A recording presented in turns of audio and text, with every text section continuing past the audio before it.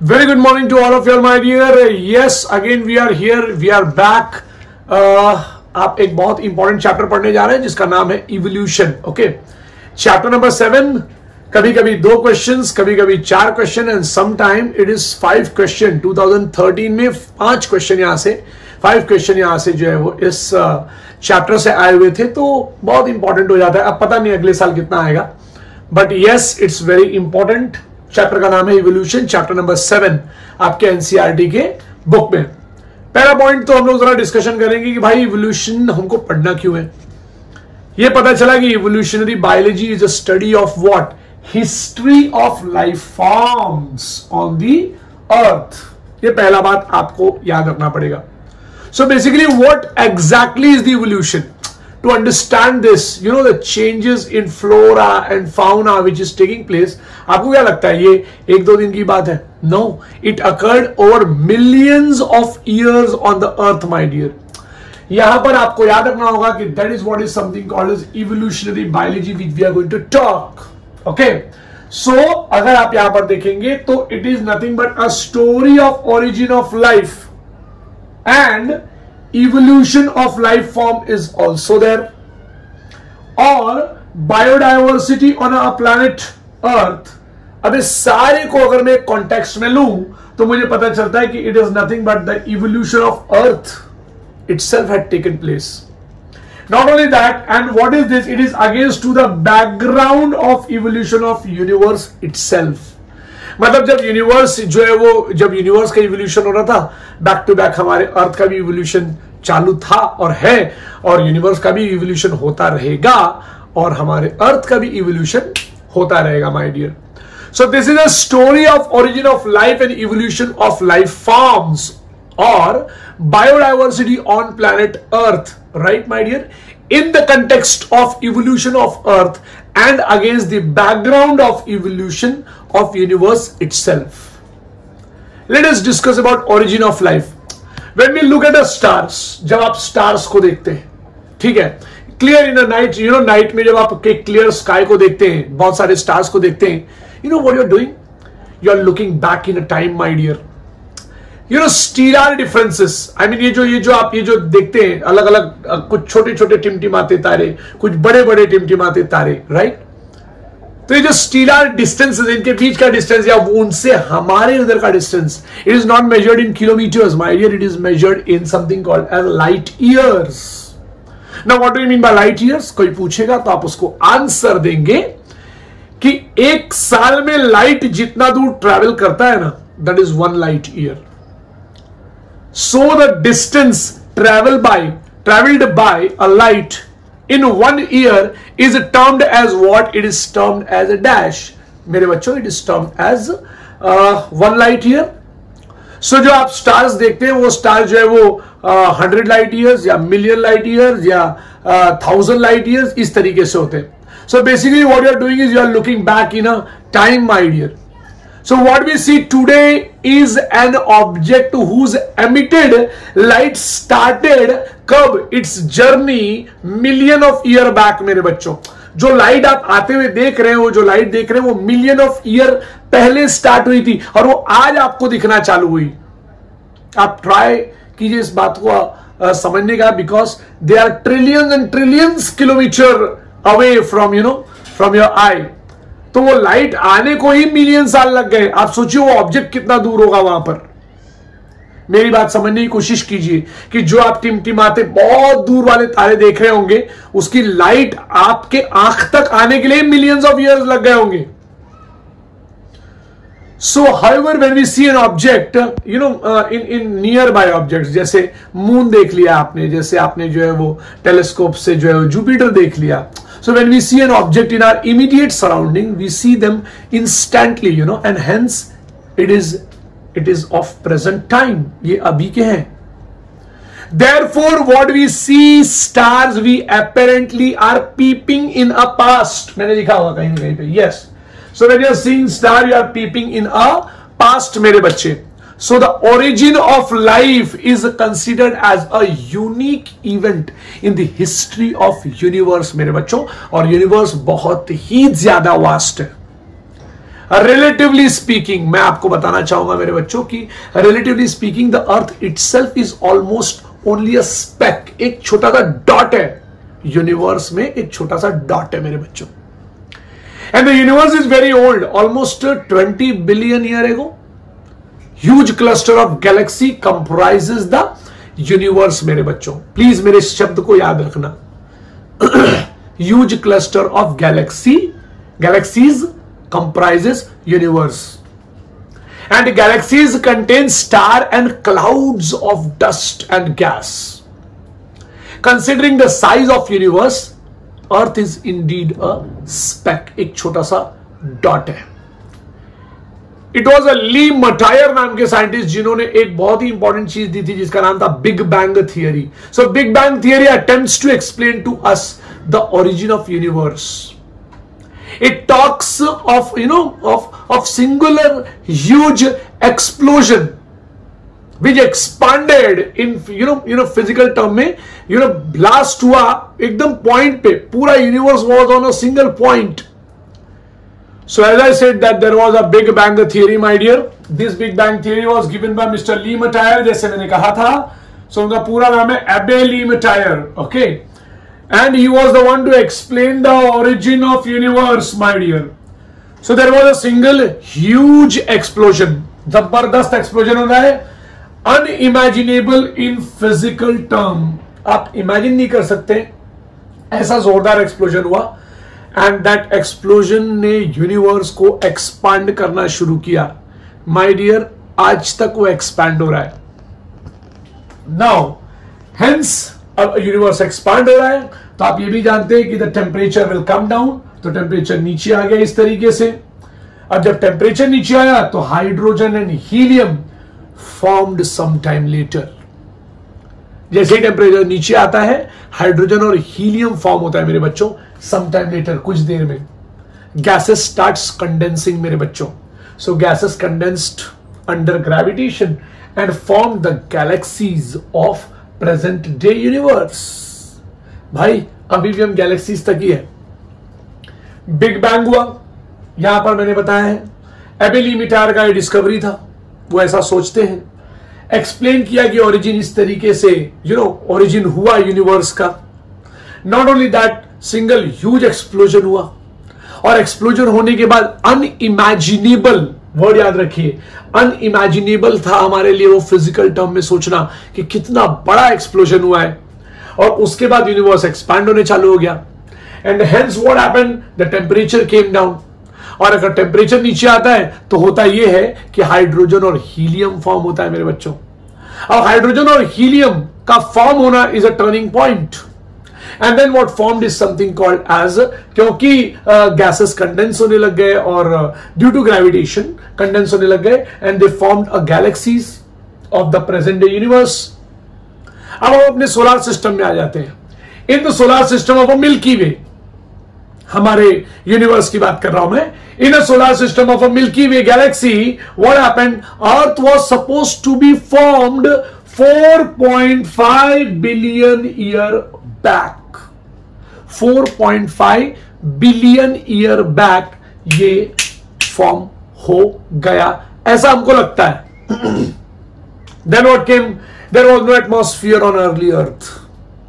अर्थ पर एटमॉस्फेयर नहीं था, right. Not only that, water vapour, methane, carbon dioxide, ammonia released from molten mass covered the surface. पूरे area में there was a formation of these gases. Water vapour picture में आ जाता है, methane picture में आ जाता है, कार्बन डाइऑक्साइड पिक्चर में आ जाता है, अमोनिया आ जाता है. कहां से? They released from the molten mass covered the entire structure, right. उसके बाद आ जाता है the UV rays, the ultraviolet radiation from sun, it broke, इसे तोड़ दिया किसको? वाटर को, into dash and dash. Hydrogen and oxygen, कमाल की बात है, प्लीज पढ़ के जाना. एनसीईआरटी की बुक हमारे लिए बहुत ज्यादा इंपॉर्टेंट है मेरे बच्चों. Please try to understand. NCERT की बुक की लाइंस है ये, जो मैंने लिखा है यहां पे कि it is an ultraviolet radiation given from sun that broke the water into hydrogen and oxygen and the lighter hydrogen escaped, भाग गया, हाइड्रोजन भाग गया, एस्केप हो गया। और वो जो ऑक्सीजन था ना मेरे बच्चों, इस ऑक्सीजन ने क्या करेगा, this oxygen combined with ammonia, point number 1, this oxygen combined with ammonia, this oxygen combined with something called as methane from H2O, carbon dioxide and others।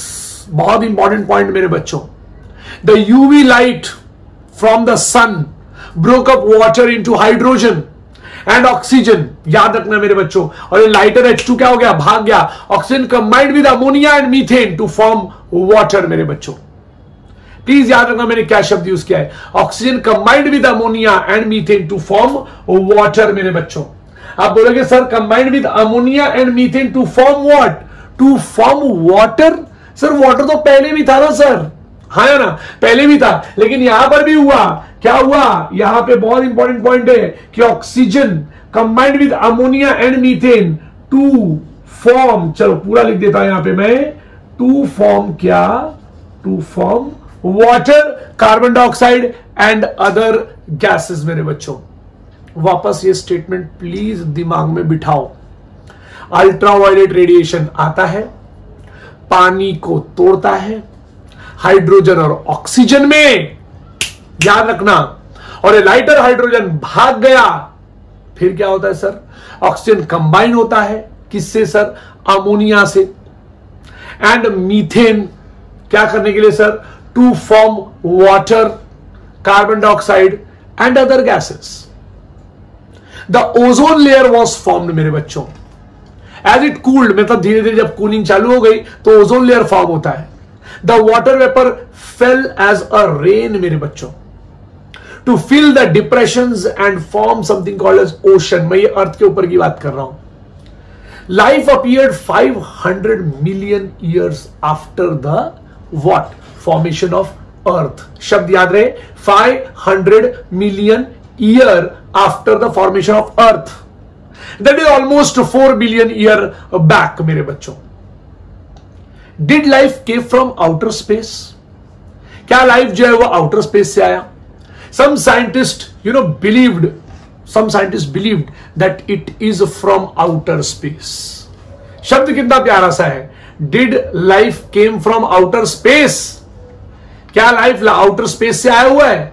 लोगों का सोचना शुरू हो गया मेरे बच्चों, ये दे स्टार्टेड थिंकिंग कि क्या ये लाइट जो है वो आउटर स्पेस से आया है, तो लोगों ने सोचना चालू किया, तो लोग सोचे, कुछ साइंटिस्ट तो ये मानते भी थे। So what we are discussing right now is something called as theory of origin of life मेरे बच्चों।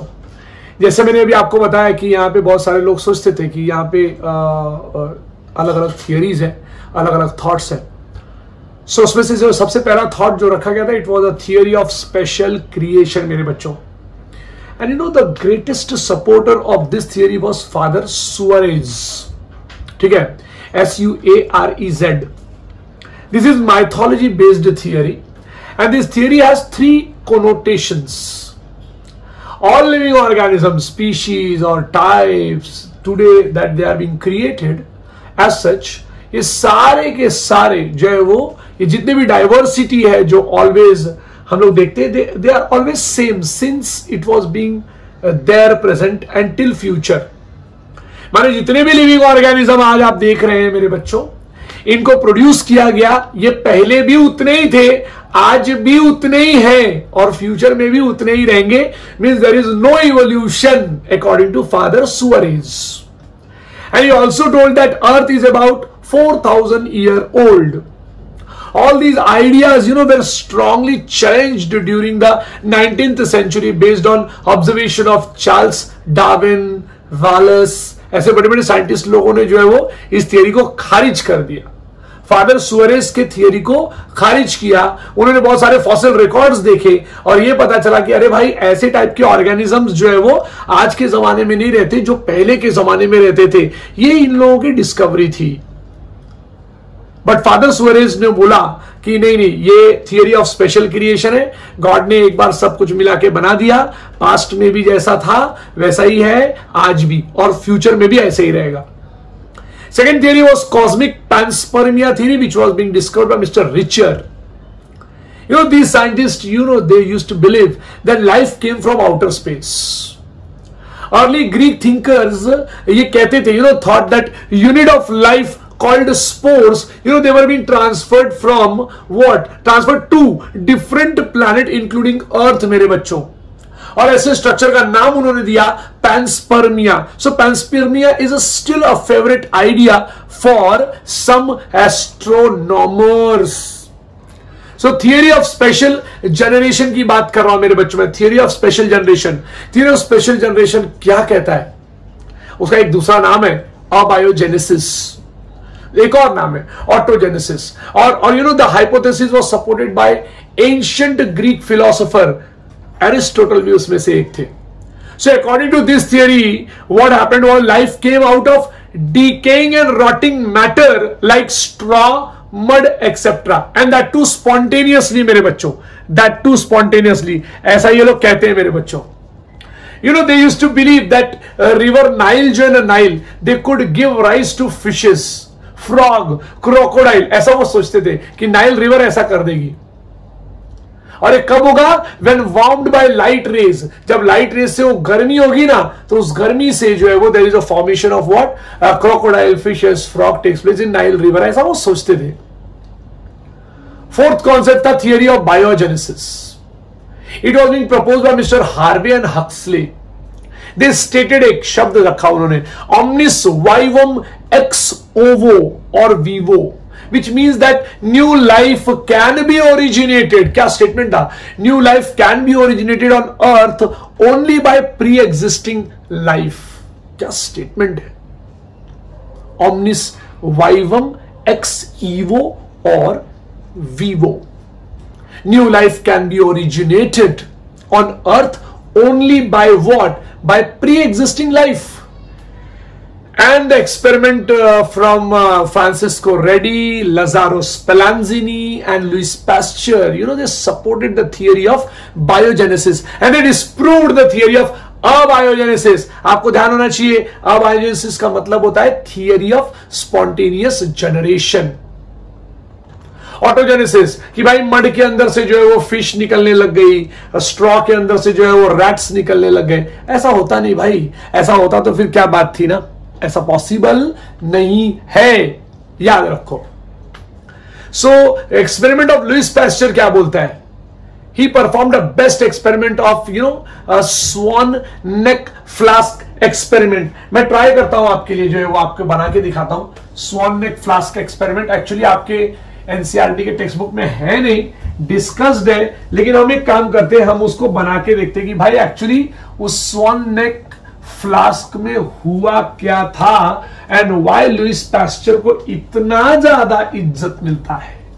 इस एक्सपेरिमेंट ने ऐसा क्या कर दिया था कि लुइस पैस्चर को इतना जबरदस्त तरीके से हम लोग बहुत चाहते हैं लुइस पैस्चर को, because he was a person to disprove spontaneous generation वाला थियरी. ये उन्होंने क्या कर दिया? उन्होंने डिस्प्रूफ कर दिया.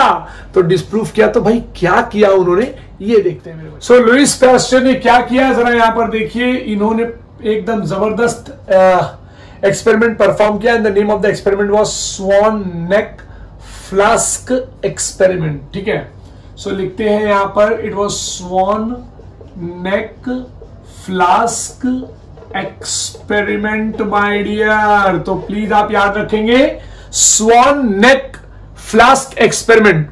इन्होंने यहां पर ना दो डिफरेंट टाइप के फ्लास्क लिए थे, जरा प्लीज ध्यान दीजिएगा. The very first flask was swan neck flask. ये फ्लास्क कुछ इस तरीके से ऐसा दिखेगा, बट इसका जो पैटर्न होगा it will be like this. चलो इसको यहां छोटा नहीं करते, इसको थोड़ा सा क्या कर देते हैं, बड़ा कर देते हैं ऐसे. Okay, so it was swan neck flask ऐसे, और ये स्वान नेक फ्लास्क इस तरीके से रहेगा. And what they did was they added something called as, सबसे पहले बर्नर लगा दूं. Okay, now here what they added, अब आपकी बुक में लिखा है कि दे एडेड यीस्ट. चलो मान लेते हैं, लेकिन अगर आप कुछ बुक्स ओपन करके देखेंगे तो आपको पता चलेगा यीस्ट के साथ साथ इसके अंदर था शुगर। ठीक है, so he prepared a sterilised syrup of sugar and killed yeast by boiling them in the flask. तो यहां पे यीस्ट था, शुगर था, बॉइल किया इसको और यहां से स्टीम निकली, बराबर। ओके, तो यहां पे स्टीम निकली और यहां पे जो थोड़ा मोड़ा ऑर्गेनिक मैटर जमा हो गया रहेगा वो। लेकिन जब ये पूरा फ्लास्क, जब इन्होंने इसको ऐसे ठंडा किया तो what he saw was something very different. अच्छा, ये फ्लास्क जो है वो थोड़ा सा सेम दिखना चाहिए, तो ये मैं ऐसे बना दे रहा हूं इस तरीके से। ओके, सो ये जो राउंड यहां पे जो है वो स्वान नेक फ्लास्क एक्सपेरिमेंट में जो फ्लास्क लिया गया था, here there was a yeast जिसको बॉइल कर दिया गया था, but it is now killed yeast. Okay, so in this killed yeast अगर आप देखेंगे यहां पे जब इसको चेक किया गया तो यहां पे इनको कोई भी नया ऑर्गेनिज्म यहां पर नहीं मिला मेरे बच्चों। जो भी थोड़ा मोड़ा मिला तो वो इस जगह पे मिला, हालांकि ये भी डिस्कशन आपके बुक में नहीं है, but let me tell you कि वो बैक्टीरिया जो बाहर की तरफ थे, so microorganism in atmosphere, ये लिख सकता हूं मैं यहां पे, माइक्रो ऑर्गेनिजम्स इन एटमॉस्फियर जो मिले वही यहां पर दिखे उसके माउथ पे। सो अब आपका जो स्वान नेक फ्लास्क के माउथ पे आपको बैक्टीरिया जो है वो उसके माउथ पे वाले एंड पे मिले। He also took another one more flask and this flask was like this only. See here, this flask was like this. So what he saw in this one, my dear, इस flask में इनको क्या देखने के लिए मिला? ये ऐसा है ना फ्लास्क, तो इस फ्लास्क में इनको क्या देखने के लिए मिला? He got to see a very large amount of what? Bacteria मेरे बच्चों। इनको यहां पे बैक्टीरिया देखने मिला क्योंकि ये एयर से directly bacteria is able to enter ना माय डियर, इसलिए यहां पर ये देखने के लिए इनको मिला मेरे बच्चे लोग। सो Louis Pasteur he disproved the theory of spontaneous generation मेरे बच्चों। He showed what? That in pre-sterilized swan neck flask, life did not came from killed yeast because germ-laden dust particle in the air were trapped by the curved neck। ये अंदर आने नहीं दिया उसने उसको, ठीक है ना। सो कर्व नेक से वो ट्रैप हो गए and they served as a filter while the another flask open to the air. Broken neck बोल दो या फिर आप यहां पे पॉइंट रख सकते हो, open to the air new living organism arose my dear. ये बहुत इंपॉर्टेंट पॉइंट है। आपको मैं बता दूं कि लुइस पैस्चर का जो ये डिस्कवरी है, it was very revolutionised discovery I can say. और यहां पे इन्होंने क्या रखा है मैं आपको एक बार और बता देता हूं कि Louis Pasteur by careful experimentation demonstrated that life comes only from pre existing life. He showed that in a pre sterilized flask life did not come from killed yeast while in another flask open to the air new living organism arose from killed yeast. क्योंकि यहां पर भी उन्होंने गर्म ही किया था, लेकिन उसके बाद जब उन्होंने उस मटेरियल को रखा तो उस किल्ड यीस्ट के अंदर मतलब उस सॉल्यूशन में बैक्टीरिया और बाकी के ऑर्गेनिजम्स आ गए। अब वहां बैक्टीरिया नहीं लिखा हुआ है, प्लीज याद रखना आपके बुक में, लेकिन मैं बोल रहा हूं बैक्टीरिया और बाकी के ऑर्गेनिजम्स आ गए, ठीक है। So spontaneous generation theory was dismissed once from killed yeast my dear, and once for all it was being dismissed. However, this did not answer the first life from पहला life form कैसे आया on the planet earth, ये explanation नहीं हुआ, but इतना पता चलने जा रहा था कि life always arise from pre existing organisms. Okay, Oparin, mister A.J. Oparin from Russia and Haldane of England, they proposed the first form of life. That first form of life could have come from pre-existing non-living organic molecules like DNA, RNA, proteins. Yes, इनको सबको मिला के आया होगा. And that the formation of a life was preceded by, very important point, chemical evolution. that is formation of diverse organic molecules, जबरदस्त organic molecules from inorganic constituents, ऐसा उन्होंने बोला. And the conditions on the earth were very, the high temperature, volcanic eruptions हो रहा था. And जब ये होने लग गया ना volcanic eruptions, volcanic storms, reducing atmosphere containing methane, ammonia, right, etc. तो इस चीज को प्रूफ करने के लिए 1953 में साइंटिस्ट आ गए जिनका नाम था Stanley Miller. And Stanley Miller was from America. He was American scientist, and he created a similar condition in the laboratory scale. He created electric discharge in a closed flask containing methane, H2, ammonia, water vapor at 800 degrees Celsius. He observed the formation of what? Amino acid. देखा उन्होंने amino acid का formation देखा. In a similar experiment others also observe, कुछ और भी जो है वो ढूंढने मिला. फॉर्मेशन ऑफ शुगर, फिर बाद में नाइट्रोजन बेसिस, फिर बाद में पिगमेंट, फैट. इसके साथ स्टैनली मिलर के साथ यूरे भी थे, तो इसको हम लोग मिलर्स यूरे एक्सपेरिमेंट बोलते हैं. आप इस बात को याद रखिएगा. Analysis of meteorite content also revealed similar compound. उन्होंने मीटियोराइट, उन्होंने नहीं, बाकी के लोगों ने जब मीटियोराइट को देखा तो सेम कंपाउंड मिला. Indicating the similar process is occurring elsewhere in a space. That is the very unique point written on page number 127, my dear. 127 पे ये जो point है ये एक बहुत बड़ा रास्ता खोल देता है कि क्या ये मीटियोर्स जहां से आए हैं, क्या वहां पर भी यही सब कुछ हुआ? क्या वहां पर भी लाइफ फॉर्म हुआ?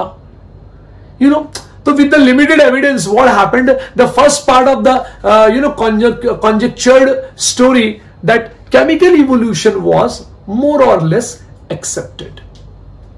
लोग मान लिए भाई कि ये पहले का, जैसे फादर सुअरेस कहते थे कि पुराने जमाने में भी वही से उसी टाइप के ऑर्गेनिजम्स थे, आज जो है उसी टाइप के ऑर्गेनिजम्स रहेंगे, और फ्यूचर में भी उसी टाइप के ऑर्गेनिजम्स रहेंगे. कम से कम ये तो नहीं माना जा रहा है.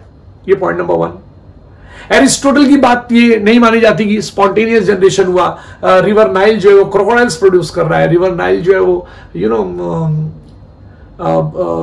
फिशेस प्रोड्यूस कर रहा है, ये तो नहीं माना गया. सो मिलर एंड यूरे का experiment, it was a substantial experiment जहां पे ये कहा गया कि भाई केमिकल इवोल्यूशन जो है वो प्रोबेबली हो सकता है. We have no idea about how the first cell replicating metabolic capsule, my dear, of life arose. We don't know. हमको नहीं पता. ये बात आप प्लीज याद रखना मेरे बच्चों कि कैसे ये चीज अराइज हुआ, हमको ये नहीं पता मेरे बच्चों. So the first non-cellular form of a life could have originated. पहला जो non-cellular form of a life होगा ना मेरे बच्चों, वो क्या हुआ रहेगा? वो ओरिजिनेट हुआ रहेगा मेरे बच्चों. किससे ओरिजिनेट हुआ रहेगा? Probably it would have originated from, ये आपको पेज नंबर 128 पे मिलेगा मेरे बच्चों. ये जो मैं वर्ड बताने जा रहा हूं ना मेरे बच्चों, प्लीज आप याद रखना कि आपको ये पेज नंबर 128 पे मिलेगा कि द लाइफ कुड हैव, ये जो लाइफ है ना, ये could have originated in what? Could have originated in 3 billion year back. There would have been a giant molecules like RNA, proteins, polysaccharides, DNA. These capsules reproduce their molecules. Perhaps the first cellular form of a life did not possibly originated about 2000 million year ago. Did not possibly. उसके पहले तो कम से कम नहीं हुआ रहेगा, ऐसा वो कहते हैं. These were probably a single cells and all life form were in water environment only. ये भी मानते हैं लोग. ये जो वर्जन है ना बायोजेनेसिस का, that the first life form arose from, slowly through evolutionary forces from non-living molecule is accepted by majority मेरे बच्चों. Many of the people think that life had been originated in a water, and water played very important role in origination or evolution of a life, and this first form of a life was being formed very slowly, and evolution forces from non living molecule is accepted by majority, एक confirmed बात है. However once formed, how the first cellular form of a life could have evolved into such a complex biodiversity today is the fascinating story, and it has been, it will be discussed in a next form called as evolution of life form, a theory के form में हम इसको discuss करेंगे. लेकिन उसके पहले, इसके बाद वाले लेक्चर में मैं आपके सामने वो मिलर और यूरे के एक्सपेरिमेंट का डायग्राम के साथ आपको एक प्रॉपर एक्सप्लेनेशन देना चाहता हूं, and then I will be jumping to evolution of a life form. मेरे बच्चों, thank you to all of you.